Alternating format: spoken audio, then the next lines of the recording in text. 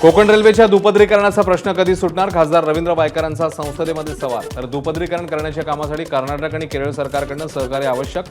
Railway मंत्री अश्विनी वैष्णव यांची प्रतिक्रिया। मुंबईतल्या कोस्टल रोड भुयारी मार्गावरील छतासाठीचा 19 कोटींचा प्रस्ताव स्थायी समितीने फेटाळला। कोस्टल रोडवरील अनावश्यक खर्च टाळला जाणार। सल्लागाराने काम करण्याची गरज नाही असं सुचवलं, मात्र कंत्राटदाराने काम करणं गरजेचं असल्याचं म्हटलं होतं।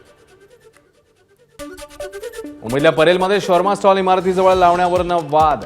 अक्षिकानं घेतली अमित ठाकरेंची भेट। गुजराती रहिवाशांकडून विरोध होत असल्याचा अक्षिकाचा आरोप।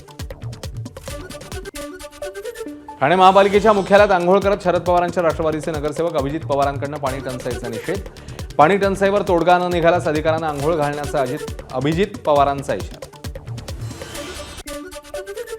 अमेरिका, इस्रायल आणि इराण युद्धाचा राज्यातल्या शेतकऱ्यांना फटका। परदेशात निर्यात होत नसल्यामुळे कल्याणमधील कृषी उत्पन्न बाजार समितीत शेतमालाची आवक वाढली। फळ आणि भाज्यांचे दर घसरले। व्यापारी आणि शेतकरी चिंतेत। यवतमाळमध्ये व्यावसायिक गॅस सिलेंडरचा तुटवडा असल्याने हॉटेल चालकांचा भट्टीवर स्वयंपाक। काही हॉटेल चालकांकडून शेगडी आणि चुलीवर व्यवसाय सुरू। जिल्ह्यामध्ये 500 पेक्षा जास्त हॉटेल चालकांना गॅस तुटवड्याचा फटका।